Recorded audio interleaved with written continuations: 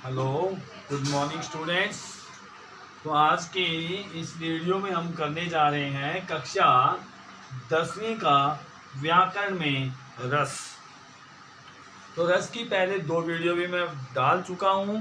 तो स्टूडेंट्स, रस में हमारे रस की परिभाषा भी हो चुकी थी। रस क्या है, काव्य में रस का क्या महत्व है, इसके मुख्य बिंदु वगैरह सारा हो चुका था। रस के अंग भी हमारे 2 हो चुके थे, जो 4 अंग है। नंबर 1 है स्थायी भाव, दूसरा है विभाव और तीसरा है अनुभाव और चौथा है संचारी भाव। संचारी भाव का दूसरा नाम क्या है? व्यभिचारी भाव है। तो देखिए, हमारा स्थायी भाव भी हो चुका है, विभाव भी हमारा हो चुका है और आज हम करने जा रहे हैं नंबर 1 तीसरा अनुभाव। तो अनुभाव का मतलब होता है चेष्टाएं, यानी कि बॉडी लैंग्वेज। देखिए, मानव मन में स्थायी भाव के जागृत हो जाने पर मनुष्य में कुछ शारीरिक चेष्टाएं उत्पन्न होती हैं। इन चेष्टाओं को अनुभाव कहा जाता है। जैसे देखिए, जैसे मान लो कि किसी को क्रोध आ रहा है, गुस्सा आ रहा है किसी को, तो क्या होगा? तो सबसे पहले क्रोध नामक स्थायी भाव जागृत हो जाने पर मुंह का लाल हो जाना। सबसे पहले क्या होगा? मुंह लाल होगा। ये क्या होता है? अनुभाव होता है। होठ फड़कना, होठ फड़केंगे ऐसे करके, ऐसे गुस्से में मुंह लाल होगा, फटकेंगे तो क्या होगा? होठ का फड़कना भी क्या है? अनुभाव है। भौहें तन जाना, ये भौहें, ये ऐसे, ये सारा क्या होता है? ये अनुभाव में आता है। तो ये शारीरिक चेष्टाएं होती हैं। पेपर में आ सकता है अनुभाव क्या होता है, अनुभाव किसे कहते हैं, अनुभाव का क्या मतलब होता है, अनुभाव के उदाहरण दें, आ सकता है। नंबर 4 में हमारा है संचारी भाव। तो संचारी भाव क्या होते हैं? आश्रय के मन में, ये आश्रय अपने पीछे किया था, उसमें विभाव में किया था अपने।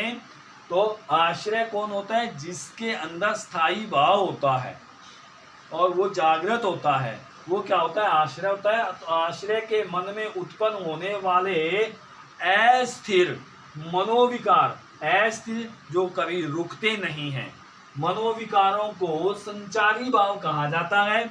संचारी भाव स्थायी भाव को पुष्ट करने में सहायक होते हैं तथा अपना काम करके लुप्त हो जाते हैं। ऐसे भाव जो एक बार हमारे मन में आए और चले गए। ये कितने होते हैं? देखिए, पहले इनकी विशेषताएं करने जा रहे हैं अपन। जो संचारी भाव है, इसकी विशेषताएं। संचारी भावों का काम केवल स्थायी भावों को पुष्ट करने में सहायता करता है। यानी कि जो हमारे, मान लीजिए कि क्रोध एक स्थायी भाव है, उसको पुष्ट करने में ये जो संचारी भाव है, ये बहुत सहायता करते हैं।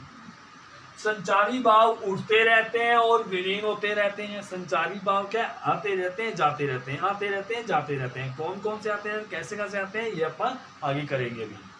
संचारी भावों का अस्तित्व क्षणिक होता है। ये ज्यादा देर नहीं रुकते। अस्तित्व मतलब ठहराव, क्षणिक मतलब कुछ ही समय के लिए होता है, फिर ये चले जाते हैं। तो देखिए, संचारी भावों की संख्या क्या है? तो आचार्यों ने संचारी भावों की संख्या 33 निश्चित की है, यानी कि 33। और जो 33, वो कौन कौन से ऐसे भाव हैं जो हमारे में आके चले जाते हैं? नंबर 1 है निर्वेद, यानी कि उदासीनता, शांति सी उदासीनता, सैडनेस, थोड़ी देर आएगी फिर चली जाएगी। आवेग, यानी कि पूरा तेज। दैन्य, दीनता। श्रम, मेहनती वाला काम है, मेहनत करेंगे, थोड़ी देर करेंगे, उसके बाद में हम क्या थक जाएंगे। मद, नशा।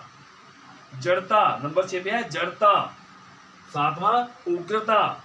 8वां मोह। 9वां विबोध, यानी कि अनुभूति। स्वपन, सपना भी थोड़ी देर का होता है, चला जाता है। 11 है अपस्मार, यानी कि मूर्छा, बेहोशी। 12वां है गर्व।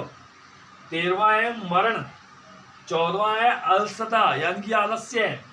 15वां है अमर्ष शोभ, 16 है निद्रा नींद, 17वां है अवहिता यानी कि भाव गोपन, यानी कि हमारे अंदर कहते हैं ना इश्क मुश्क वो कभी छुपाई नहीं छुपती, कोई ऐसी वो है वो भावनाएं जो एक बार आती हैं चली जाती हैं।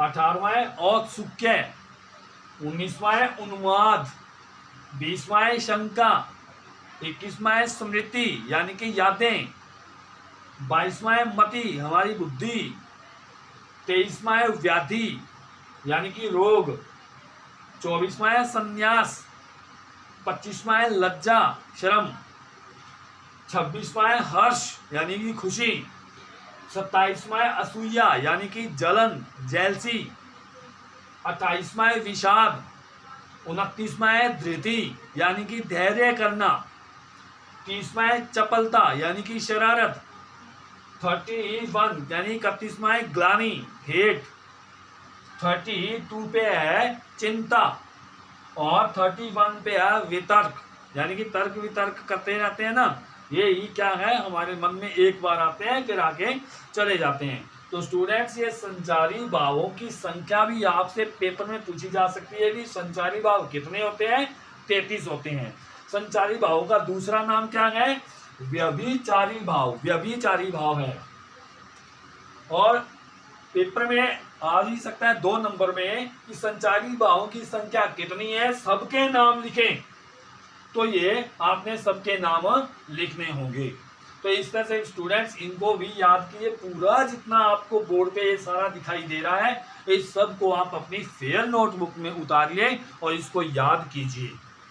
तो स्टूडेंट्स आगे कल हम जो नेक्स्ट अब हमारी जो वीडियो होगी उसमें हम करेंगे रसों का परिचय। अभी तक रस अपने स्टार्ट नहीं हुए हैं, ये उनका बेसिक रोल चल रहा है।